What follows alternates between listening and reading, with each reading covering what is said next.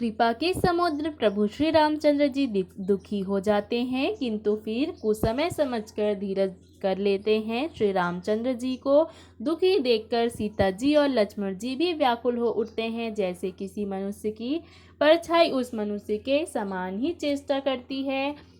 तब धीर कृपालु और भक्तों के हृदय को शीतल करने के लिए चंदन रूप रघुकुल को आनंदित करने वाले श्री रामचंद्र जी प्यारी पत्नी और भाई लक्ष्मण जी की हालत देखकर कुछ पवित्र कथाएं कहने लगते हैं, जिन्हें सुनकर लक्ष्मण जी और सीता जी सुख प्राप्त करते हैं।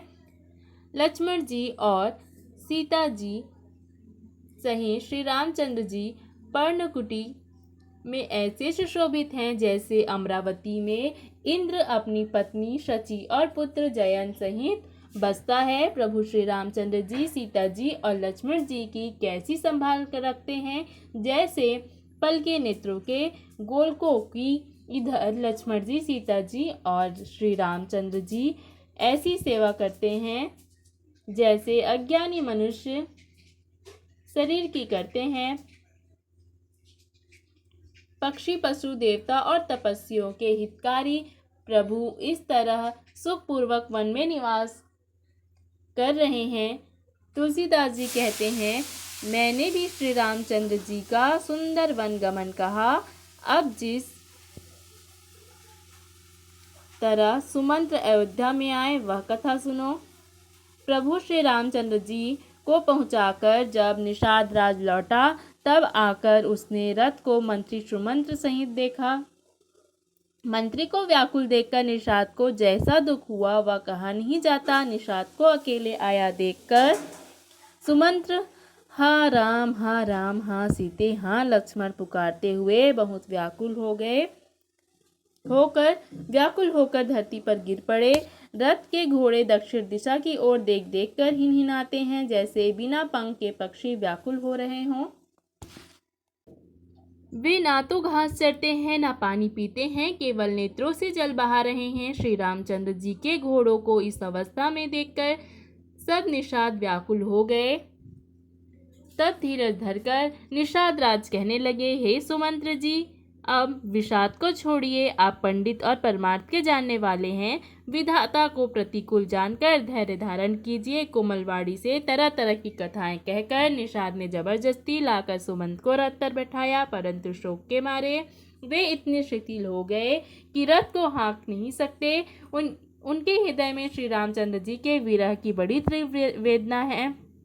घोड़े तड़फड़ाते हैं और ठीक रास्ते पर नहीं चलते, जैसे जंगली पशु लाकर रथ में जोड़ दिए गए हों। वे श्री रामचंद्र जी के वियोगी घोड़े कभी ठोकर खा गिर पड़ते हैं, कभी घूमकर पीछे की ओर देखने लगते हैं। वे तीक्ष्ण दुख से व्याकुल हैं।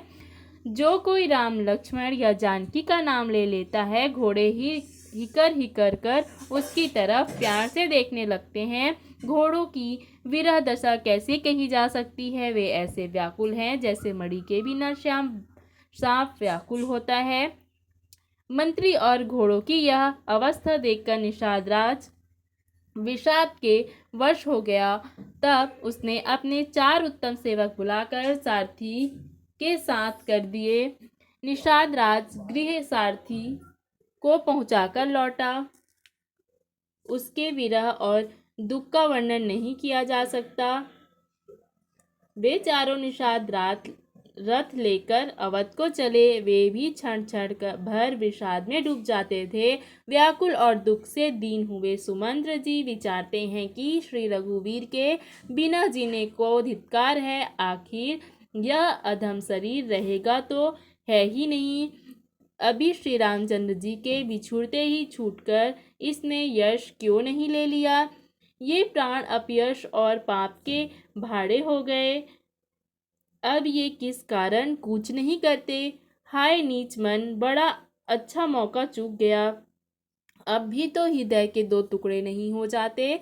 सुमंत्र हाथ मल कर और सिर पीट कर पछताते हैं, जैसे कोई कंजूस धन का खजाना खो बैठा हो। वे इस प्रकार चले जैसे कोई बड़ा योद्धा वीर का बाना पहनकर और उत्तम सूरवीर कहलाकर युद्ध से भाग चला हो। जैसे कोई विवेकशील वेद का ज्ञाता साधु सम्मत आचरणों वाला और उत्तम जाति का कुलीन ब्राह्मण धोखे से मदिरा पी ले और बाद में पछताए, उसी प्रकार मंत्री सुमंत्र विचार कर रहे हैं और पछता रहे हैं। जैसे किसी उत्तम कुल वाली साधु स्वभाव की समझदार और मन वचन कर्म से पति को ही देवता मानने वाली पवित्रता स्त्री को भाग्यवश पति को छोड़कर रहना पड़े, उस समय उसके दिल में जैसा भयानक संताप होता है वैसे ही मंत्री के हृदय में हो रहा है। आंखों में जल भरा है, दृष्टि मंद हो गई, कानों में सुनाई नहीं पड़ता, व्याकुल हुई बुद्धि बेठिकाने हो रही है, होंठ सूख रहे हैं, मुंह में लाठी लग गई है, किंतु प्राण नहीं निकलते क्योंकि हृदय में अवधि रूपी किवाड़ लगे हैं।